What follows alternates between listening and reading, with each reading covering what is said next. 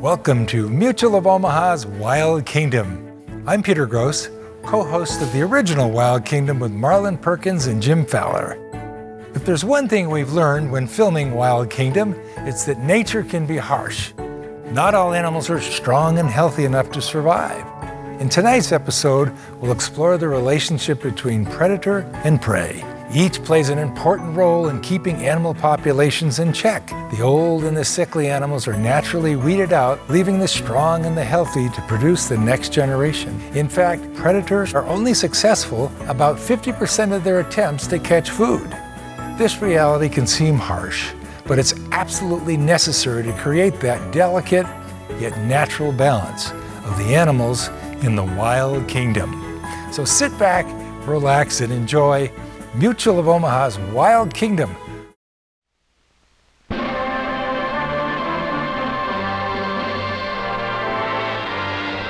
Mutual of Omaha's Wild Kingdom.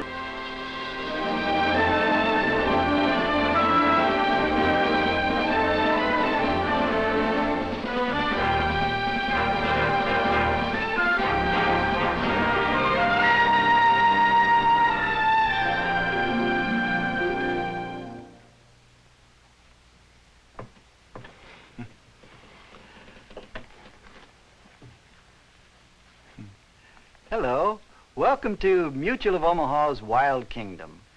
Jim and I are both keyed up about the story we bring you today because it's about that magnificent creature, the leopard. Now, I suppose the best known fact about a leopard is that he has spots and can't change them. We also know that they like to drink milk. Beyond that, there are very few facts that we know about leopards because leopards are wary and elusive. Lions live out in the open country, and we know quite a bit about them, but leopards stay hidden, and because of this, they're extremely difficult to observe. They're difficult even to find. So while Jim and I were in Africa, we were quite thrilled to receive a message from a friend of ours who lives on the edge of the great Kalahari Desert. He discovered a leopard's den, and he thought we'd be able to keep it under observation. This was a rare opportunity to really study leopards, and was too exciting to pass up. So we moved our camp to the Kalahari, and there spent many weeks studying the habits and movements of this beautiful and savage cat. The Kalahari is a lonely world of sand, dry grass, and brush. It was in a thicket that we discovered the den, a natural hideout underneath an old fallen tree and beneath a screen of thorn bushes. Here a mother leopard was rearing her cub, feeding him and watching over him. Except when hunting, she stayed close by, for until he grows in size and skill, a young leopard is quite defenseless. So the mother spends most of her time near the den. The male leopard goes it alone. I first spotted him in the grass near a herd of springbok. They didn't run away. They knew by his movements that he wasn't hunting. But why not, I wondered. The answer was that he already had a springbok carcass stored up a tree. When a leopard's made a kill and satisfied his need for food, he doesn't abandon the remains, but carries them up to a high limb beyond the reach of jackals and hyenas. The leopard may then go without eating for 3 or 4 days. When he's hungry again, instead of making a fresh kill, he returns to the old one.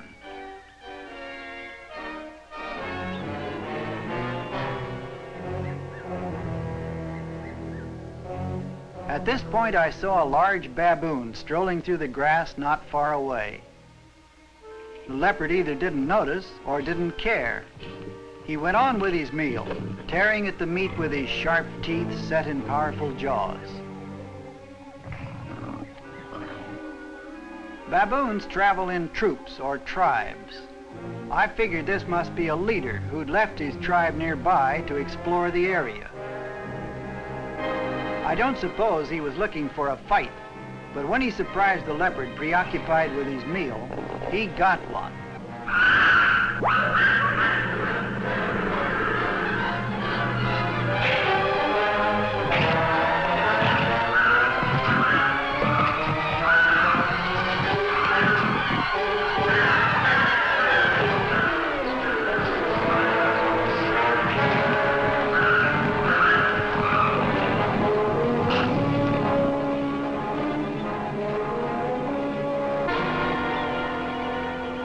Today, the baboon was lucky, because if the leopard had been hungry, it would have been a different story.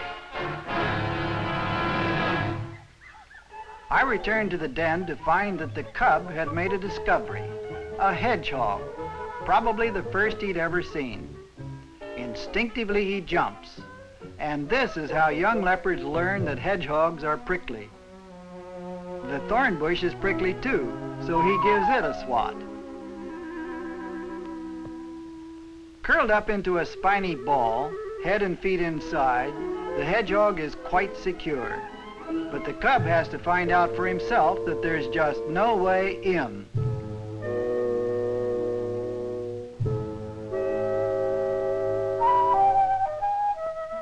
Now the hedgehog can get on with the business of hunting snails, worms, beetles, and other insects.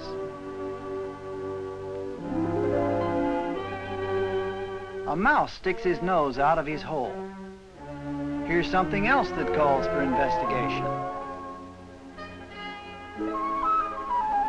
The mouse ducks back, but the cub knows it's in there. Now, curiosity may or may not kill a cat, but a bite on the nose is something he won't forget. A young cub like that probably doesn't venture very far from the den. They're inquisitive and courageous, but not very sure-footed.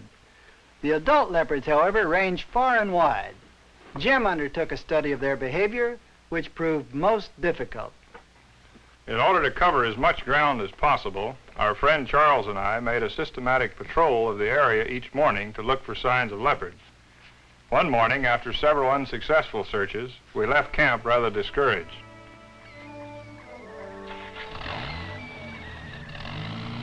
We headed out across the pan, which is favored by antelopes because a salt lick is found there. Animal tracks are plentiful, and leopards habitually hunt in a place like this. We hadn't gone far before we found what we were hunting for, leopard tracks, and fresh ones too. The sand hadn't filled them in. Across the bare ground, it was easy to see the tracks from the truck. We followed the trail to where the leopard had moved off into the bush. From there, we'd have to track him on foot.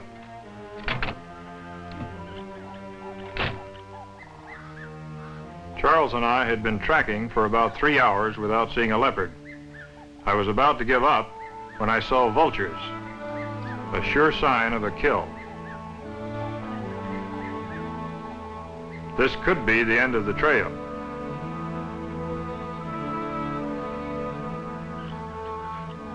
Suddenly, there he was. It's a big male leopard, and he's killed a wildebeest. He seems to have satisfied his hunger.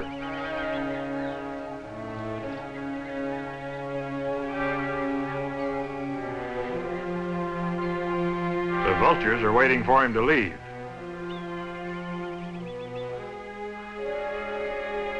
And that's what he does. He's the perfect picture of a powerful predator. His hunger satisfied, he moved off to some secret lair to sleep away the rest of the day.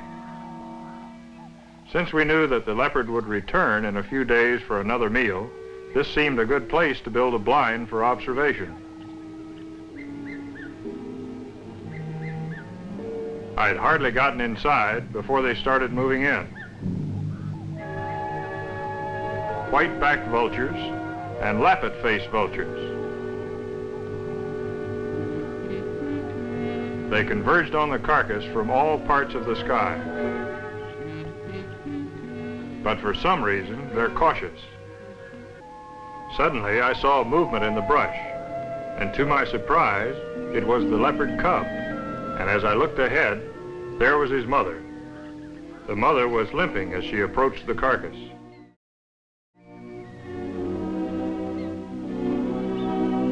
As she came closer, the vultures took off.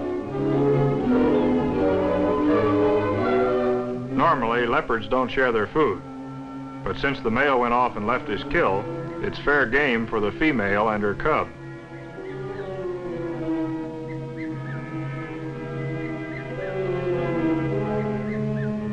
This may have been the cub's first hunting trip. and he made the most of it. Instinct prompted him to stalk his prey. That wildebeest must have weighed close to 400 pounds, yet so great is the leopard's strength and so strong her grip that she dragged it several feet along the ground. Once I thought she'd got wind of me, and in defense of her cub, she'd have been quite ready to attack me, even though leopards are not normally man-eaters. But she seemed satisfied and let the cub play on.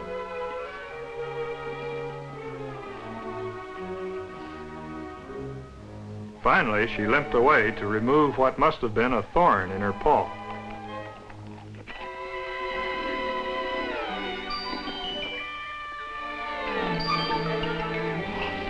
The cub wasn't hungry. Like all kittens, he was just plain playful.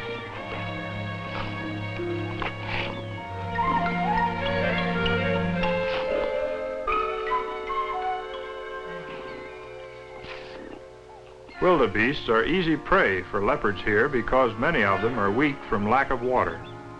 Nevertheless, they'll continue to move into the area, instinctively following an ancient riverbed in search of life-giving water.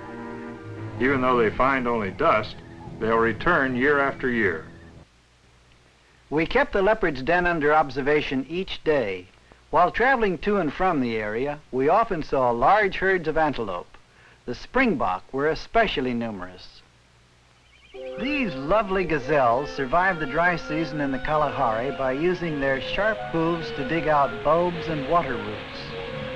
In this remote region, they hadn't learned to fear men, and even the noise of our truck didn't scare them.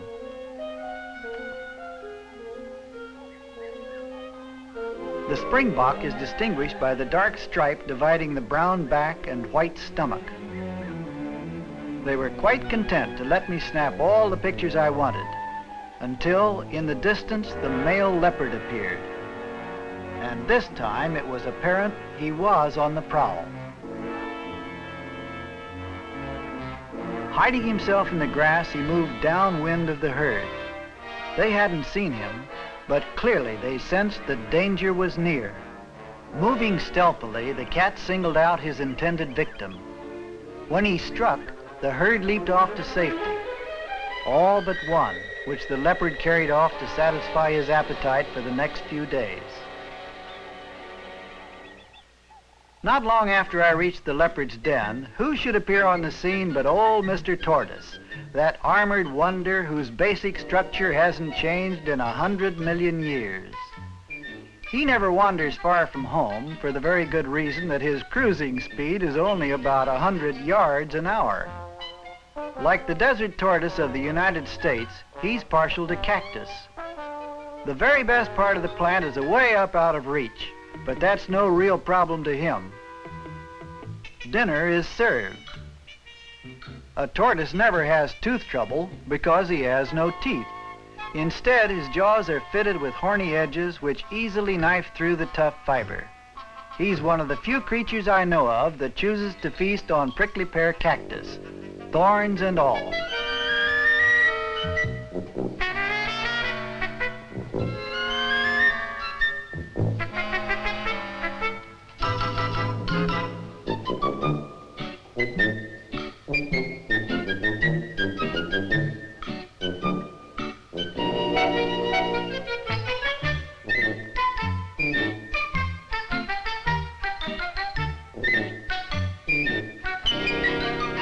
The leopard cub had been taking a nap while Mother was off hunting. Now he decided to do a little more exploring. The tortoise caught his attention.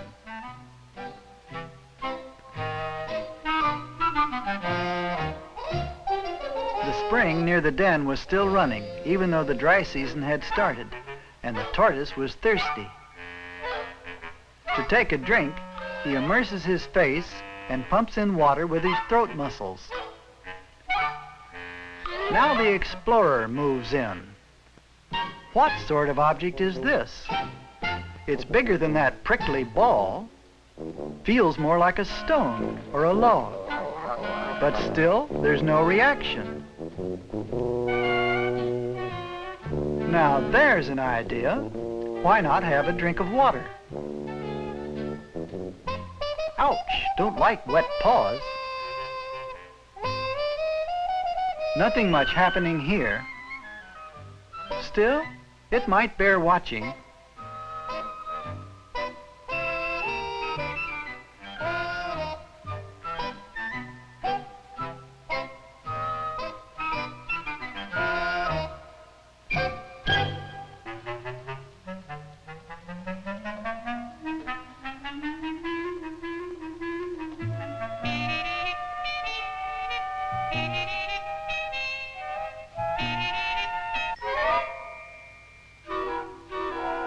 Except when he comes out to eat and drink, the tortoise spends most of the day in his burrow, out of the heat of the sun. And he could probably get in there just as well without any help from the cub.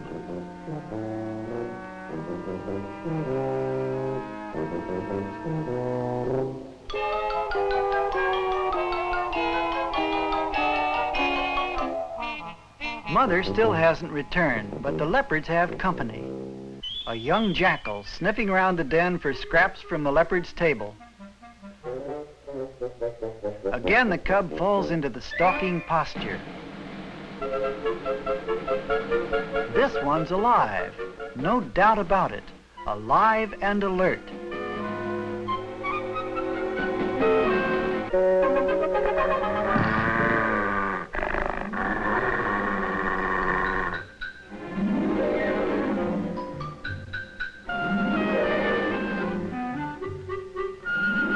Although the jackal is not a courageous animal, he's found he can stand up to the little cat.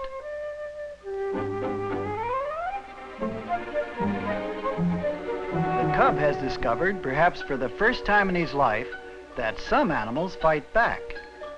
What's more, he enjoys it and makes a game out of it.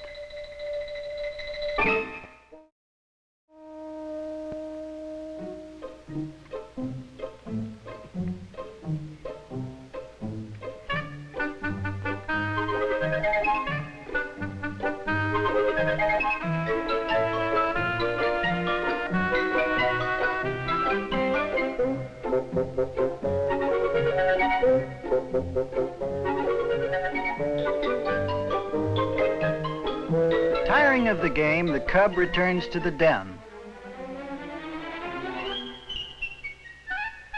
The jackal goes on looking for scraps, but stays alert, ready to run.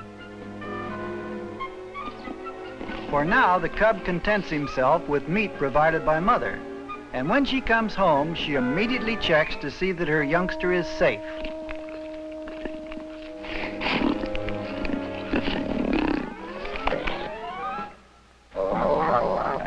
When a leopard is eating, it tolerates no interference, not even from mother.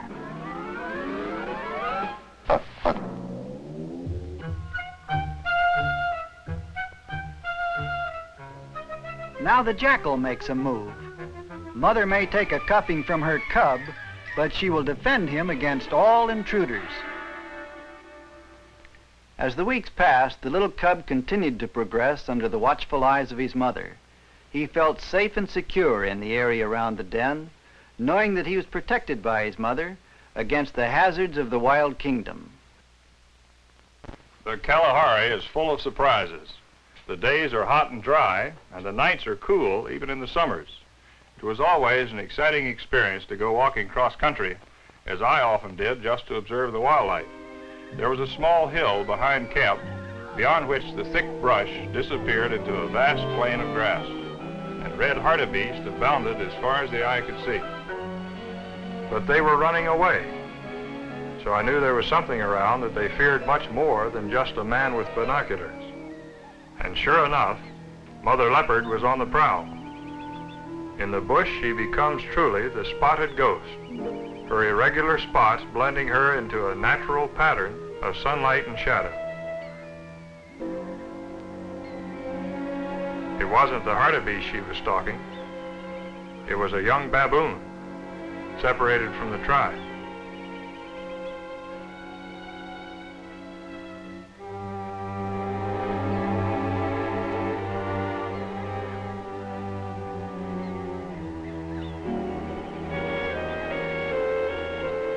When her prey is watching, the leopard lies still. She moves when it does, and then freezes again.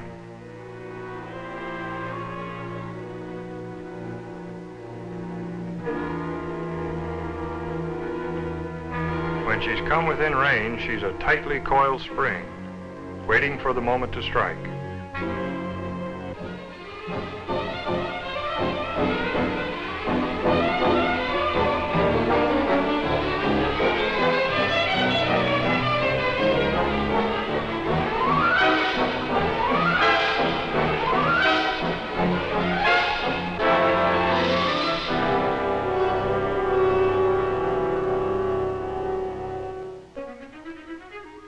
As the weeks go by, the young cub takes to wandering farther and farther from the den, taking advantage of mother's absence to explore more and more of this great big world which he finds to be a storehouse of brand new adventures.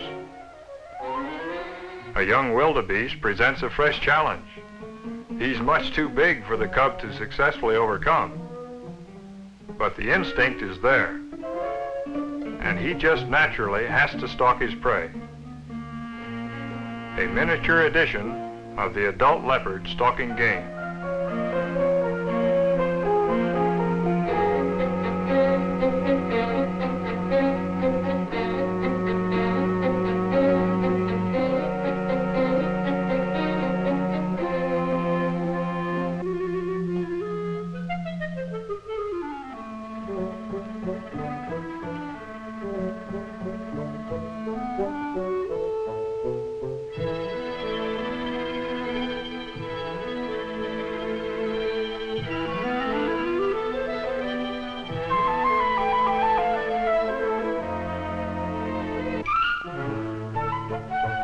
Thoroughly annoyed, the wildebeest tries to chase off his young tormentor.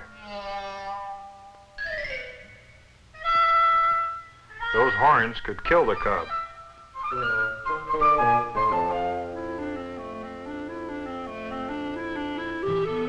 But he's not lacking in courage, nor in skill. He even tries diversionary tactics.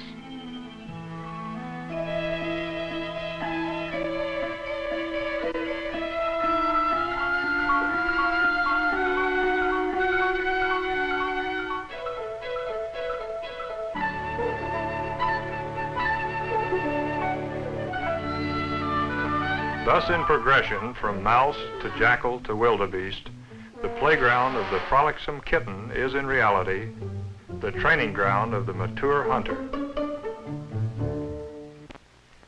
Jim and I both felt that this chance to study leopards might well be a once-in-a-lifetime opportunity. So we stayed on for many weeks. We saw many more things than we could possibly tell you about in our short time here. So for now, our story is marked "To be continued." Still to come is the home life story of a leopard family, the big male's behavior patrolling his territory, and many more delightful adventures of the cub we called Satan. So plan to be with us next week, won't you, when we continue our story of the spotted ghost of the Wild Kingdom.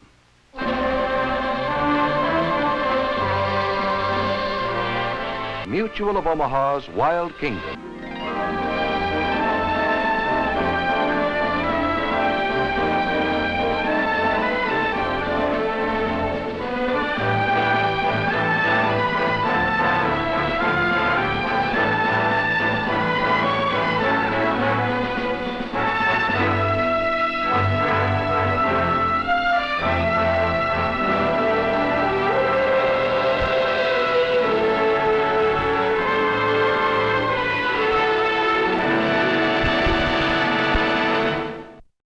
Like what you saw?